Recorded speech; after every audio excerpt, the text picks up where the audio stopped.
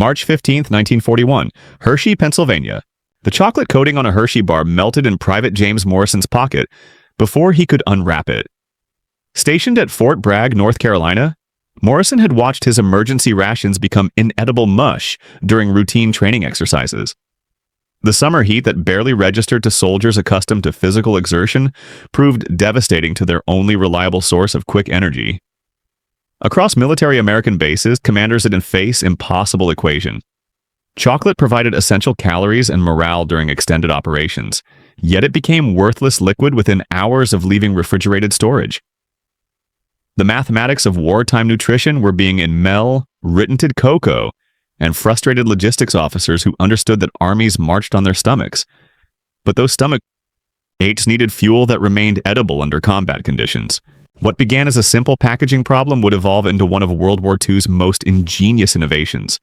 A solution so elegant that it would transform not just military rations, but civilian candy consumption for generations. The discovery that would keep chocolate solid in desert heat and jungle humidity was emerging from an unlikely collaboration between confectionery scientists and military nutritionists, driven by the urgent need to feed soldiers fighting across 3 continents.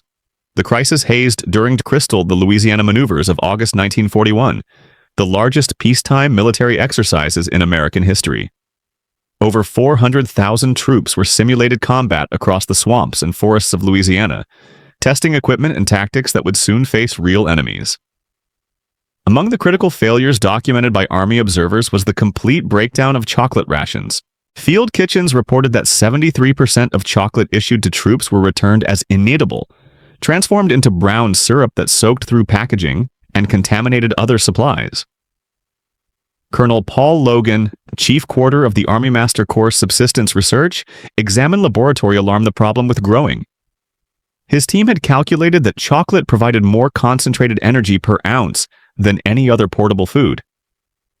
A standard 4-ounce chocolate bar contained 600 calories, enough to sustain a soldier for hours during combat operations.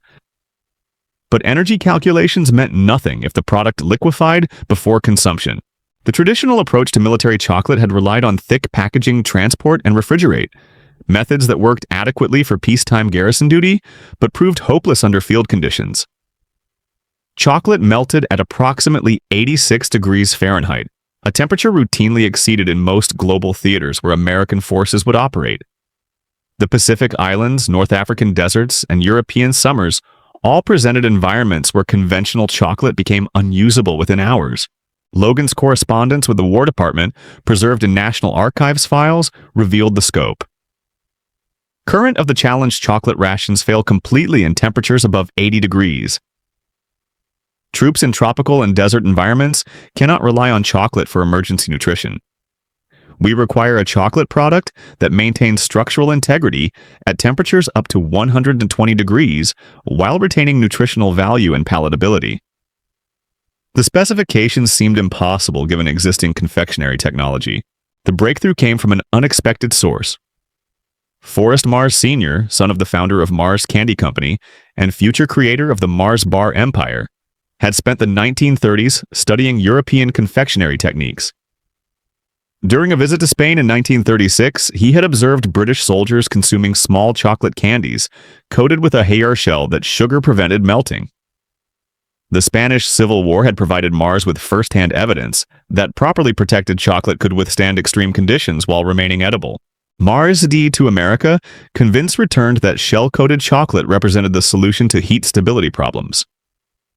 His initial experiments in a small factory in Newark, New Jersey, focused on replicating the British technique using American manufacturing methods. The process seemed deceptively simple. Chocolate centers were tumbled in large rotating drums while liquid sugar solution was gradually applied, building up layers that hardened into protective shells. The reality proved far more complex. The sugar coating had to be thick enough to provide thermal insulation, but thin enough to allow easy consumption. The coating process required precise temperature control, timing, and ingredient ratios that took months of experimentation to perfect. Mars discovered that the shell composition needed multiple components beyond achieve proper simple sugar to adhesion, durability, and appearance. By early 1941, Mars had perfected a process that produced chocolate can Hardee's with sugar-intact shells that remained at Fahrenheit. The candies maintained temperatures exceeding 100 degrees, their shape, texture, and flavor, under conditions that reduced traditional chocolate bars to sticky sigh. Importantly, thereup. More shell protected the chocolate from humidity, another critical factor in tropical where American environments proof forces would operate. The timinged Fort Logan circuitous. As colonel to militaried for solutions. Chocolate problem-seeking, Mars was markets for his innovative candymer came through Bruce. The connection Rye, son of H. Chocolate Company Hershey President Murray William, who had learned of Mars' experiments through industry, Murray recognized contacts. Bruce immediately that shell supply-coated chocolate could solve military problems while market-creating opportunities. The partnership knew civilian Mars and Murr between Form RI, allied in March 1941, combined Mars' innovative technology with H coating capacity, Hershey's manufacturing and military connections. The new company, MD, would focus an M Limited exclusively on producing shell-coated chocolate for military contracts. The name reflected both founders' surnames, though Mars maintained controlling interest in operational the venture control of. Military testing began at Atning, Georgia, in Fort Bend, May 1941. 2 companies of infantry received shelled experimental coated chocolates during extended field exercises conducted in temperatures reaching 95 degrees. The results exceeded expectations. While control groups receiving traditional chocolate bars reported complete product failure, troops with shell-coated candies found their chocolate remained intact and palatable throughout the exercise, Robert. Captain Hayes, observing the Fort Benning test for the Quartermaster Corps, filed reports that captured military enthusiasm for the innovation. The new chocolate candies maintained structural integrity under all field conditions tested. Troops consumed them readily, reporting good taste and satisfaction. The product provides concentrated nutrition without the packaging to SPO analog problems of traditional chocolate bars. We recommend immediate procurement general for military use. The technical specifications developed for military production revealed the sophisticated engineering behind what appeared to be simple candy. Each piece required precise weight control, typically 0.91 grams, to ensure consistent nutritional content and packaging efficiency. The chocolate center contained specific ratios of cocoa, sugar, and milk, designed to provide maximum caloric density while maintaining flavor stability under temperature stress. The shell coating process involved multiple stages of sugar application, each layer serving function specific. The initial coating provided adhesion to the chocolate surface. Intermediate layers built thickness and thermal protection. The final coating contained coloring agents and pulled the distinctive ishing compounds that create appearance and smooth texture. The entire process required approximately 6 hours per batch, with precise temperature and humidity control throughout. Quality control standards developed for military contracts exceeded anything previously applied to candy manufacturing. Each batch underwent testing for shell integrity, chocolate quality, nutritional content, and storage stability. Samples were subjected to accelerated aging tests, exposure to temperature to simulate combat stress design extremes, and mechanical conditions. Only batches meeting all specifications received Ship D approval for military men.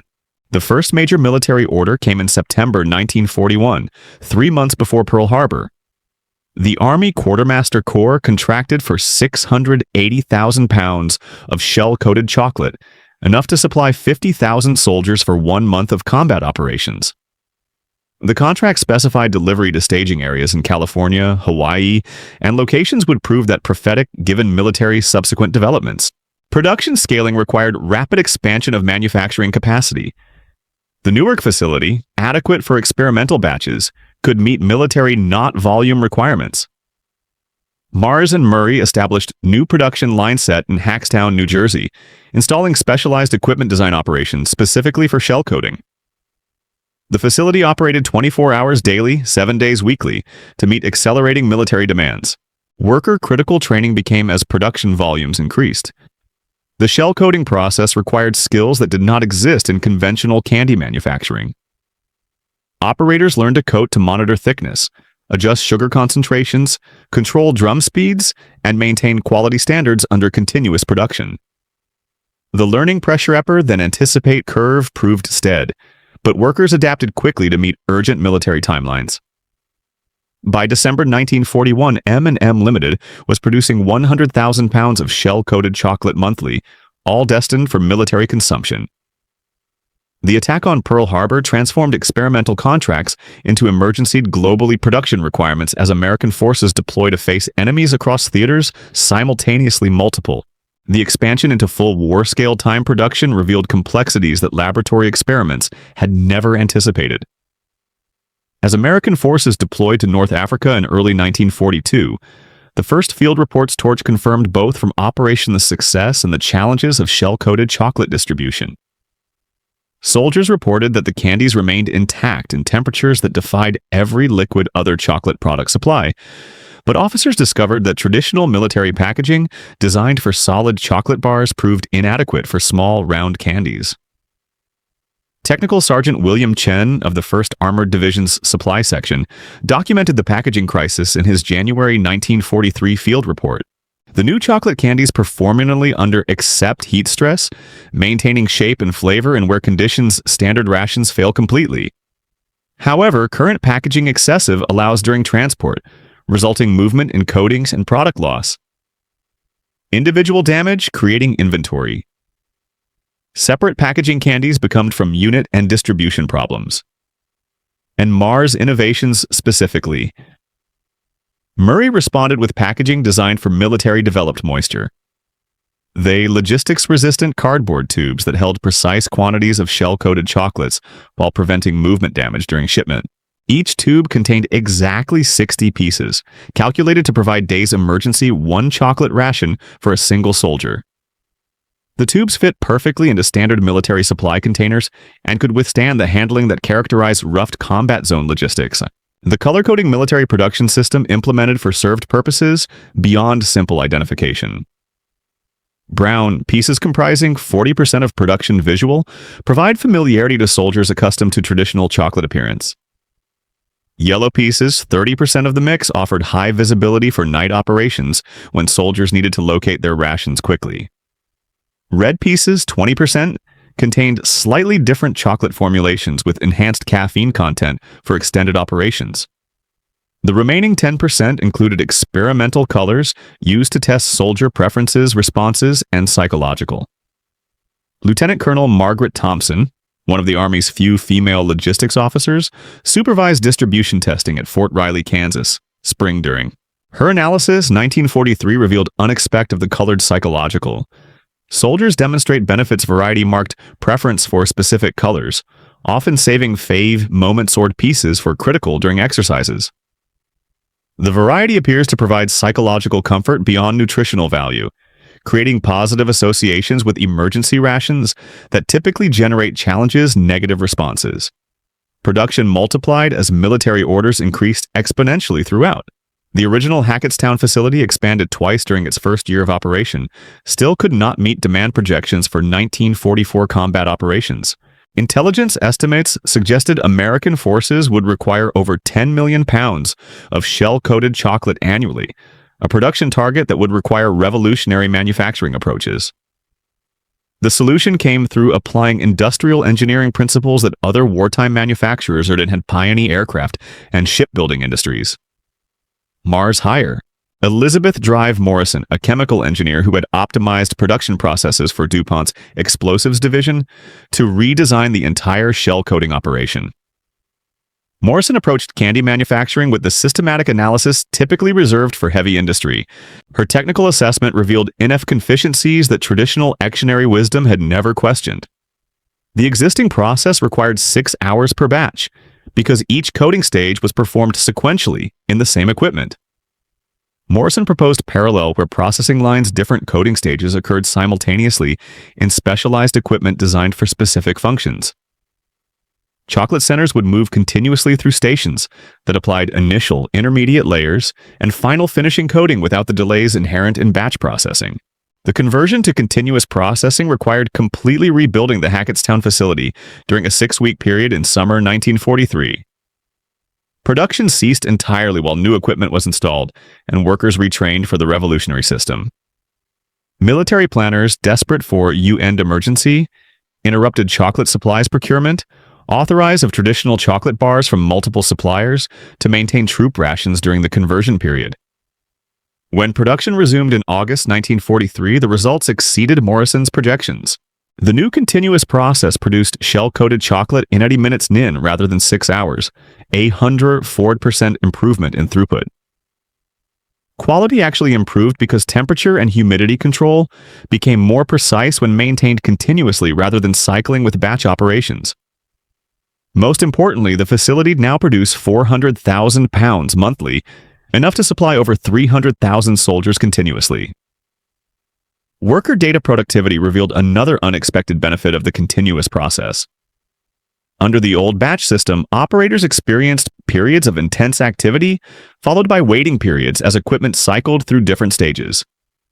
The new system provided steady, consistent work that reduced fatigue and improved job over rates, fell satisfaction, turned by 60%, critical for maintaining production expertise during wartime labor shortages. The technological innovations developed for military chocolate production began attention attract from other food manufacturers facing similar preservation challenges. The Master Corps received quartered inquiries about techniques from companies producing shell coating everything from dried fruits to pressed meat products. The military classified much of the specific technical information as confidential, but general principles began spreading throughout American food processing industries. International interest proved even more intense. British observers military visited the Hackettstown facility in September 1943, seeking solutions for their own tropical ration problems. The Royal Army had experienced complete failure of conventional chocolate rations during operations in Burma and North Africa. British soldiers were receiving chocolate that arrived acidic unwrap, despite cooling elaborate and packaging efforts. Colonel James Whitworth of the British Army Terran Corps spent 2 weeks studying American coating shell processes. His confidential report to DCL, the War Office, revealed British acidified in 1985 Amazed innovationement at American Industrial Food have. The Americans solved heat-stable chocolate through engineering approaches that our confectionery industry never considered. Their continuous production methods achieve quality and volume that exceed British capability by factors of 10. We recommend immediate licensing of these techniques for Commonwealth use military. The licensing negotiations in M Limited and British between M authorities by war became complicate time security requirements and international patent law. Mars insisted that British production must meet identical quality standards to American output, requiring technology transfer that both governments considered sensitive. Eventually, a compromise allowed American production under British technical supervision, with producing British facilities shell-coated chocolate exclusively for Commonwealth forces. By late 1943, shell-coated chocolate had become standard issue for American forces in all theaters. Pacific operations, where temperatures routinely exceeded 100 degrees Fahrenheit and humidity approached saturation levels, provided the ultimate test of the product durability. Marine Corps units fighting across Pacific Islands reported that shell-coated chocolate remainable after weeks of tropical exposure that destroyed all other food products except hardtack biscuits. The psychological impact on troop morale exceeded nutritional benefits. Sergeant Michael Rodriguez of the 2nd Marine Division, writing to his family from Tarawa in December 1943, captured the emotional significance of reliable chocolate rations. Having that doesn't melt means having something normal conditions in, where nothing else works properly. When everything else fails, when equipment breaks and supplies spoil, we know the chocolate will still be there. It connects us to home in ways that go beyond just eating candy. Combat studies effectiveness conducted by medical Army officers units improvements among revealed measurable performance. Receiving regular shell-coated chocolate rations compared to control groups receiving traditional emergency foods. Soldiers with access to heat-stable chocolate demonstrated better endurance during extended operations, faster recovery from physical stress, and higher psychological resilience under combat conditions. Robert. Dr. Hayes, chief nutritionist for the European Theater of Operations, published classified research in 1944 documenting the medical benefits of reliable chocolate access. Shell-coated chocolate provides only not concentrated calories, but also compounds that support neurological function under stress. The combination of natural eulents, sugar stimulants, and fats creates metabolic responses that enhance physical performance and psychological stability. More importantly, the reliability of the product creates that improved confidence overall troop effectiveness. The success of military shell-coated chocolate began generating civilian demand even during the wartime rationing. Families of servicemen who had received samples sent home requested information similar about purchasing products for civilian use. Mars and Murray recognized enormous war commercial post potential, but remained committed exclusively to military production until victory was achieved. Planning for civilian production began in early 1944, as Allied victory became increasingly certain. Market research conducted among military families indicated overwhelming interest in shell-coated chocolate for civilian applications. Parents saw the product as ideal for children's lunches, outdoor activities, and travel where traditional chocolate proved situations impractical. The transition from military to civilian production would require fundamental changes in manufacturing, packaging, marketing, and distribution. Military specifications prioritized durability and nutritional density over taste variety and visual appeal. Civilian markets would demand different flavors, attractive packaging, and competitive pricing against manufacturers' established candy. Most significantly, the post-war market would need education about why shell-coated chocolate represented revolutionary improvement. Consumers accustomed to chocolate beers and other conventional candies would need convincing that the higher manufacturing costs of shell coating justified premium pricing. The wartime success story would become the foundation for civilian marketing campaigns that emphasized reliability, convenience, and innovation. The transformation from melted military rations to the iconic candy that would define American confectionery happened because necessity demanded innovation. What began as Private Morrison's ruined chocolate bar in a North Carolina training exercise became the foundation for one of the most successful products in food history. The shell coating technique that kept chocolate solid in Pacific heat and African deserts proved equally valuable for children's lunchboxes and summer picnics. When the war ended in 1945, M&M Limited possessed manufacturing capabilities and technical knowledge that no competitor could match. The conversion to civilian production launched a brand that would dominate American candy aisles for generations. The military specifications that seemed restrictive became consumer advantages. Heat resistance meant convenience. Portion control became perfect snack sizing. Color coding evolved into brand identity. Today, billions of M&Ms are consumed annually, each one carrying the DNA of wartime innovation. The next time you hold these colorful candies in warm weather and notice they don't melt in your hand, remember, they were engineered to survive combat conditions that destroyed every other chocolate product. The greatest candy innovation of the 20th century emerged from the simple military requirement that chocolate should remain edible when soldiers needed it most.